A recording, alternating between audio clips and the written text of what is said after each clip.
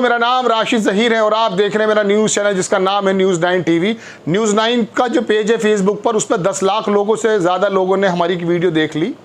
Local मुद्दे पर मेरठ पर मैंने बनाई थी, इंटरव्यू किया था MIM के जो कैंडिडेट हैं अनस साहब उनका, तो लोगों ने इतना प्यार दिया, बताया कि साहब लोकल की खबरें भी बना दिया कीजिए। मैं थोड़ा सा बताने आया हूँ कि MIM अब तो रिज़ल्ट आ चुके। अब जो ख्यालात बने थे ख़ास करके मेरठ में कि साहब अखिलेश का दामन छोड़ दिया जाए और MIM को पकड़ लिया जाए, और कोई बुराई की बात भी नहीं है। जिस तरह से बहुजन समाज ने अपनी पैठ बनाई है, जिस तरह से यादव समाज ने अपनी पैठ बनाई है, जिस तरह से हिंदू समाज ने अपनी पैठ बनाई है, पार्टियों की और जातियों की पार्टियां बन गई हैं, उस तरह से अगर मुस्लिम को भी पार्टी बन जाए तो कोई बुराई थोड़ी ना है। लेकिन मुस्लिम की पार्टी बनने में एक बुराई नज़र ये आती है। जो मैंने MIM के जो कैंडिडेट हैं उनसे पूछा था, मैंने कहा यदि आप मुस्लिम के वोटों को कंसोलिडेट कर भी लेते हैं, एक साथ इकट्ठा कर भी लेते हैं, तो आप ये बताइए कि मुस्लिम वोट मेयर सीट पे भी इतना नहीं है, लोकसभा की सीट पे भी इतना नहीं है, आपको दूसरा वोट चाहिए।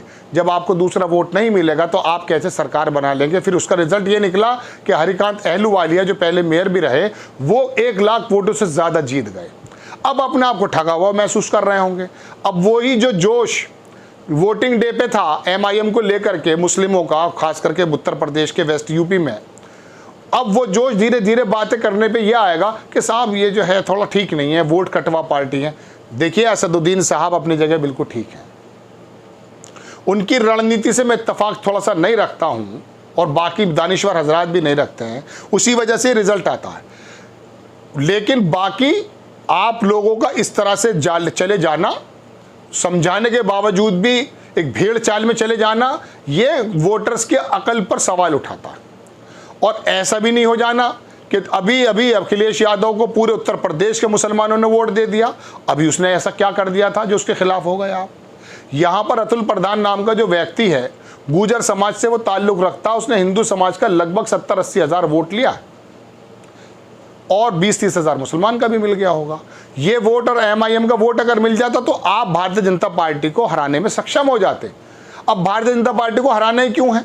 अहलूवालिया को मैं पर्सनली थोड़ा सा जितना जानता हूँ, बहुत अच्छी साफ छवि के नेता हैं, लेकिन भारतीय जनता पार्टी के बारे में यही आरोप लगता है ना कि ये थोड़ी धर्म की राजनीति करती है। तो MIM भी तो धर्म की राजनीति कर रही है। यही बात मैंने उनके कैंडिडेट से भी पूछी थी, उन्होंने कहा सारे वर्गों के लिए हमारे पास पॉलिसीज़ हैं।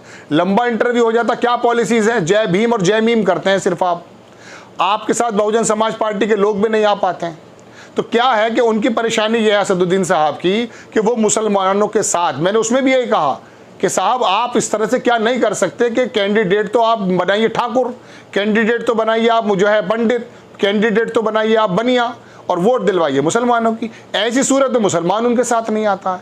असदुद्दीन ओवैसी की गलती दर्शकों ये है कि वो उन जगहों पर जाकर चुनाव लड़ते हैं जहाँ मुस्लिम ज़्यादा है, वहाँ मुसलमान बढ़ जाते हैं। अभी उन्होंने काम किया था दिल्ली में जब केजरीवाल चुनाव लड़ रहे थे तो असदुद्दीन की पार्टी ने, असदुद्दीन साहब ने कहा कि हम पीछे हट जा रहे हैं। तो हुआ क्या कि वहाँ 36% वोट भारतीय जनता पार्टी का दिल्ली में था पिछले इलेक्शन में, वो 39 हो गया। ठाकुर साहब कह रहे गोली मारो सालों को। वो दूसरे मंत्री जो थे MP साहब हैं, साहब सिंह वर्मा के साहब के बेटे, वो भी दुनिया भर की बात कर रहे थे। अमित शाह कह रहे थे कि इतनी जोर का झटका लगाइए, लेकिन उसके बावजूद 36% से उनका वोट 39% हो गया। लेकिन चूंकि असदुद्दीन साहब पीछे हट गए थे, कांग्रेस थोड़ी सी बैकडोर पे चली गई थी, तो वहां पर 51-50% वोट केजरीवाल को मिला और भारतीय जनता पार्टी को दिल्ली की जनता ने जमीन चटा दी। यही तो मतलब है। कांग्रेस को क्यों लाना चाहते हैं आप? मुलायम सिंह की पार्टी को क्यों लाना चाहते हैं आप? क्योंकि आप ध्रुवीकरण की राजनीति से और धर्म की राजनीति से ऊपर उठना चाहते हैं, जैसे कर्नाटक के लोग उठकर आए हैं।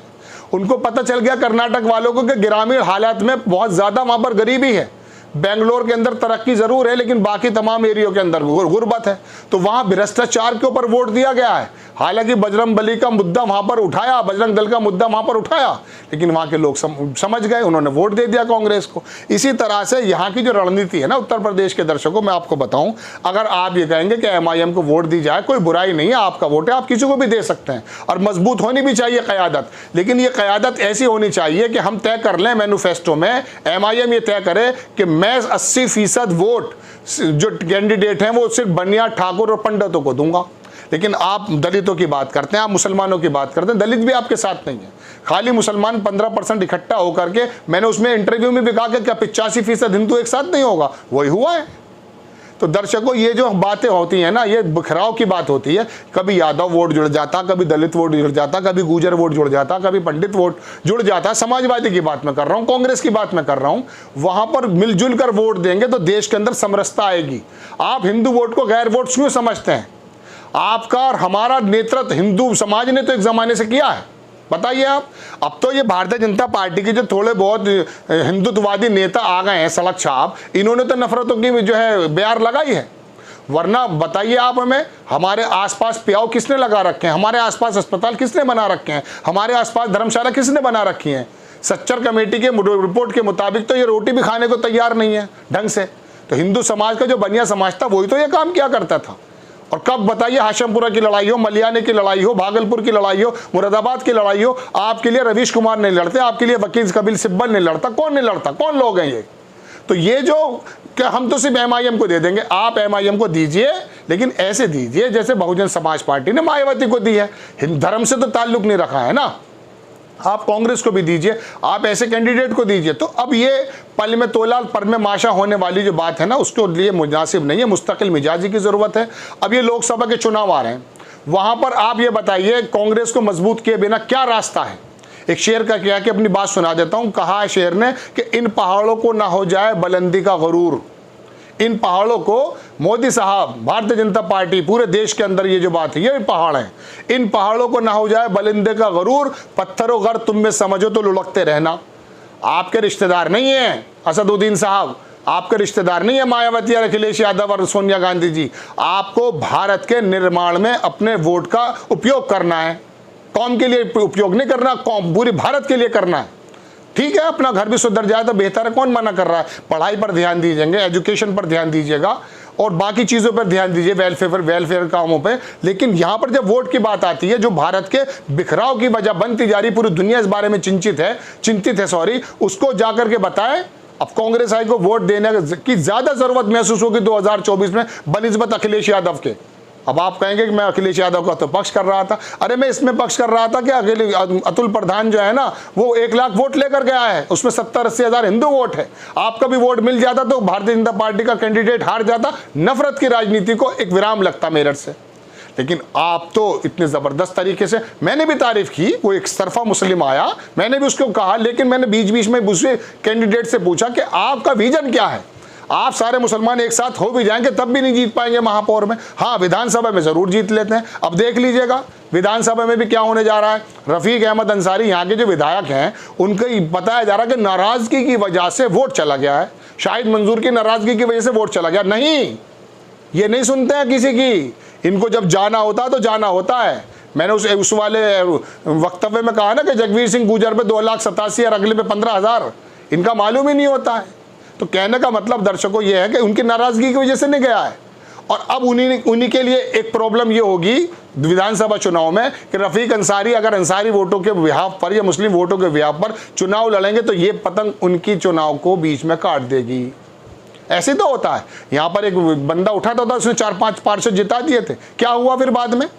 अरे मुस्लिमों के नाम पर पार्टी मत बनाइए, मुस्लिमों के नाम पर वोट मत दीजिए। ये देखिए कि तमाम लोगों के साथ मिलकर अपने हित को कैसे साधा जा सकता है, अपने देश को कैसे बचाया जा सकता है, अपने शहर की आबो हवा को कैसे अच्छा रखा जा सकता है। अपने अंदर चेंजेस लाइए, इकट्ठे भी हो जाइए, लेकिन देखिए तो सही। अरे वो अतुल प्रधान अपने लोगों के अंदर अकेला हो गया भाई। चलिए कांग्रेस को देखा था कि छोटा सा इसके अंदर बता दीजिएगा, तो जो बात मेरी समझ में आई दर्शकों, जो तथ्य के आधार में वो आपके सामने रख दी गई हैं। आपको अच्छा लगता है यूट्यूब का चैनल ज़रूर जो है सब्सक्राइब कीजिए, वो बढ़ाइए। हालांकि फेसबुक पर तो आप लोग देखते हैं। और नेक्स्ट टाइम अच्छी खबर कोई आएगी, मैं अपडेट लोकल की भी करता रहूँगा। ज़्यादातर जो खबरें मेरी बनती हैं वो सूबे या देश की या पूरी दुनिया के रिलेटेड होती हैं। उसमें भी आप इंटरेस्ट रखिए, बड़ा विजन रखिए, बड़ी खबरें देखिए, पता चलेगा ना। गाड़ी चलाते समय छोटा जो शीशा होता है वो बैक मिरर होता है ना, लेकिन आगे देखने वाला तो बड़ा शीशा होता है। आप आगे देखिए ना, जब आपको सूबे की और देश की खबरें भी समझ में आ जाएंगी, ज़्यादा आती हैं तो और ज़्यादा क्लियर हो जाएंगी, छोटे छोटे मसले भी क्लियर कर दिया करेंगे। आपको खबर कैसी लगी अपनी राय कमेंट्स बॉक्स में ज़रूर देना। चैनल को सब्सक्राइब करना, स्प्रेड करना। नेक्स्ट टाइम मैं किसी खबर के साथ आता हूँ। जय हिंद।